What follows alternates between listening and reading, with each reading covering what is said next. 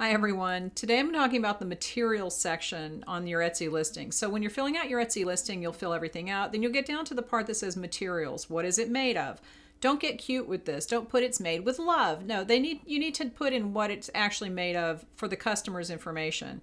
This section is not included in search. Etsy looks at title tags, attributes, categories, and the description for search placement. This is just a section for the customer so that they will know what it's actually made of. And it's important for some people, and you can put things in like, US, made in the USA if you want to do that.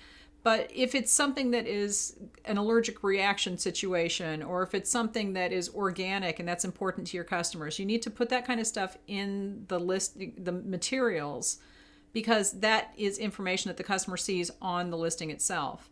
Again, it's not used in search, so don't worry about that. And I've seen people put their entire title in the materials. Don't do that. That's not what that space is for. It's just there to tell people what the listing is made from. That's all. So fill it out the right way. It'll help the customer. Give this video a thumbs up, and I'll talk to you later.